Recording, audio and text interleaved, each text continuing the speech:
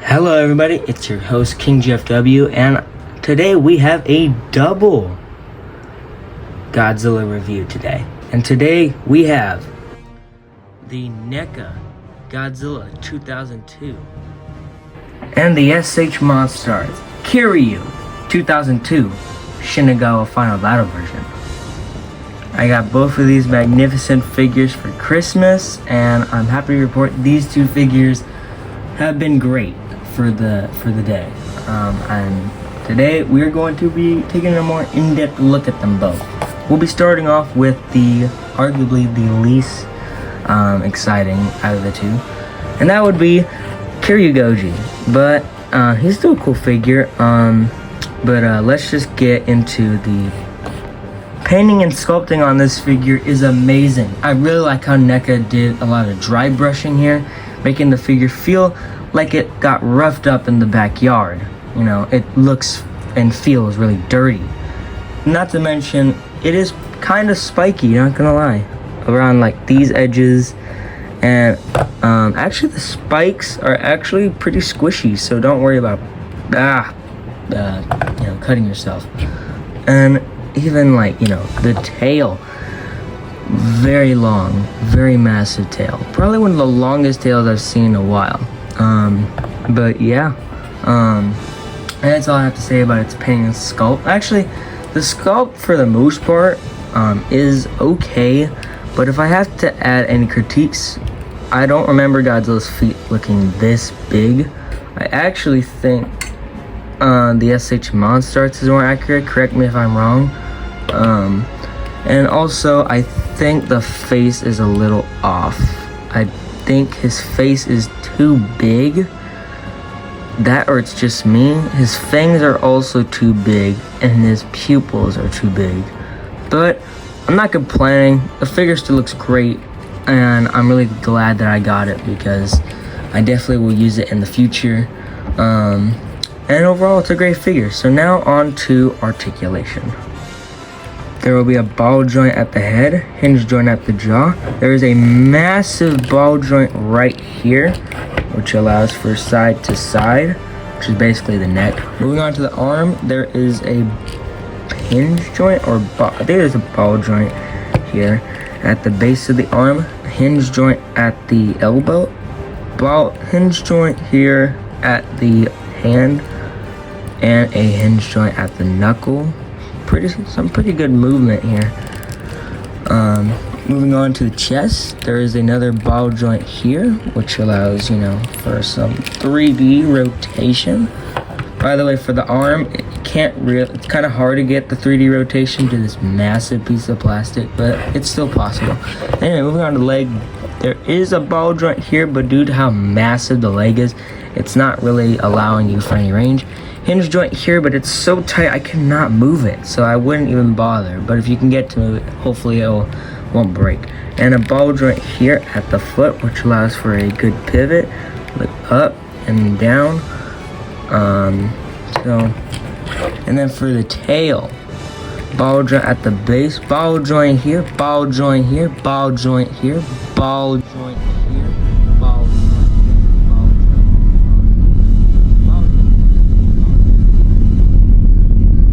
And the rest is bendy wire, actually. So I don't know how many segment that is, but I'll probably put it in when I edit it. So hopefully the number will appear right about now. But yeah, pretty good figure. Also, I forgot to mention the head can look up that far and look down that far. But ultimately, not bad range. I actually got this figure, believe it or not, off of Amazon. And would you believe me if I told you that it actually costs more than the SH Monstars? I mean, this figure is out of stock, but so is this one. But actually, I paid only like $128 for this guy, for the SH Monstars. I ended up paying like $133 for the NECA. So I don't know. It's up to you. Which one do you like? In my opinion, I think the SH Monstars is way better. But if you're looking for a figure with more detail, I go with a lot more detailing.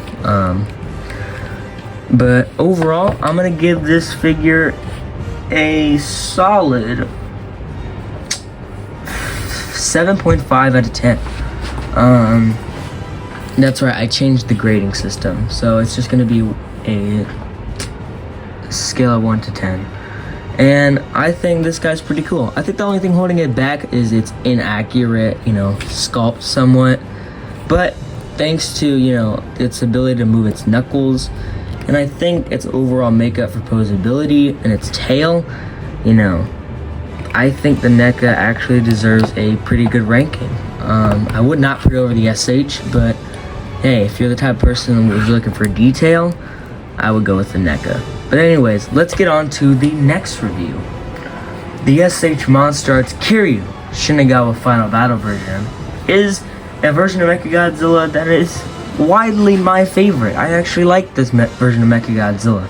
And if you don't know the history behind this Mecha Godzilla, go watch the movie. What, you thought I was going to explain his whole life story? No. I'm pretty sure the movie's free on Pluto anyway. But if I had to sum it all down, he is, spoiler alert, made off of the original bones of the first Godzilla. And that'll come into play later. But before we get into all that, the painting and sculpting on this figure is amazing. It is definitely the second best out of the 3 that SH has made. It's basically the first version, but with a lot more shading and a few more accessories. For instance, in some areas of the figure, there's actually black shading, like weathering right here, and even right here on the arms, and even on the foot somewhat. Or am I going crazy? I probably am. Oh yeah, even on the dorsal plates there's some shading here, and even on the side of the neck right here there's some shading there. But other than that, there's not that much of a difference. Oh yeah, the tail. I think there's a little bit of shading on the tail. I could be wrong. But other than that, it's basically the first version, but better, and you'll see why in a little bit. But before we go any further, I'd like to get into, of course, articulation. There will be a ball joint here at the head, hinge joint at the jaw. There's going to be 1, 2, 3 ball joints here, which allow the figure to look down that far and look up this far. Be careful because the plates might shift together, which blocks the movement. Also, be careful not to pop his head off, because if you look very closely, you'll see these tubes. These are actually separate pieces, and if you're not careful, they won't go in and they'll be exposed. So they could get damaged from that. So please do be careful. That also happens on a couple of other parts on the figure, but we'll get into that. Anyways, moving down to the chest section, there's actually a hidden gimmick. There's a hinge joint here, kind of loose actually when you get to like this part. But other than that, and another hinge joint here, which reveals the absolute zero cannon, which will come into play later. We will get there in a second. But there's a ball joint here at the arm, kind of limited movement, but it's there. Hinge joint at the arm, which allows it to splay out that much, and ball joint at the claw, or at the hand. And then a ball joint here at the chest, which allows for a slightly arcing back and a crunch somewhat. But anyway, thanks to these tubes, the leg can only go so far before stopping due to this wire that is actually a separate piece. But in that hinge joint here at the knee, and a ball joint here at the foot. Actually die-cast metal, same with the chest. Also, there is a hinge joint here at this ankle part, which allows you to limit the foot articulation if you wanted. And finally, the tail. Multiple segments here, pretty much all separate pieces until you get to the very end. This whole piece is different. I'll probably put up the number of ball joints right about now. But let's get into our accessories. Now, to fully transform him into what we see in the majority of the movie, first, to put on his backpack, you're going to remove these 3 spines. Make sure to keep them safe, because, you're going to need them to, you're going to have to put them back on eventually, unless it's now you're just wearing them. But it's a good thing not to lose them. And the backpack should fit right in there or not. There you go. And there's a hinge joint on both sides, so you can adjust it to. And now for the arms, which I warn you, please do, whatever you do, do not lose these little caps here. They are very tiny and they are actually very hard to get out. Oh my god. Oh my god. Hold on. Okay, I finally got it. And it's the same for the other side. And from there, you're going to want to grab one of your guns. There's actually a cool gimmick here where you can pull these out. And there should be a circle here, and what you're going to do is just tab it on there. Hopefully it'll go on. There you go. And you're just going to use this bendy wire and put it into that hole that we just that removed the elbow cap from. And that should just go in there.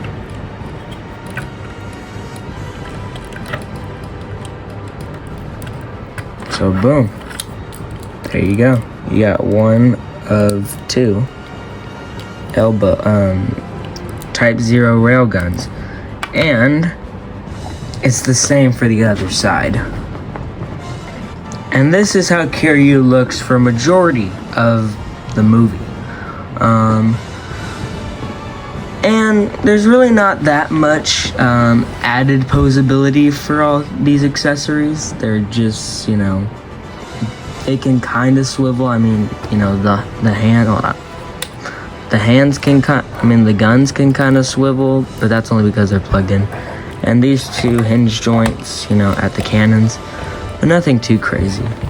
But we do have 3 more accessories actually. And in order to start this transformation, you're going to want to just pop the arm off. I know it sounds brutal, but you'll see why in a second. And retrieve this little cap. And you're going to grab this battle damaged arm, put that on there, and then plug it back into the arm. Boom. Look how cool that looks. Hold on. There you go. Now you can get a good look at that. And I'm pretty sure Godzilla blows his hand off. I haven't watched the movie in a while. Pretty sure he blows his hand off and he gets stuck with that.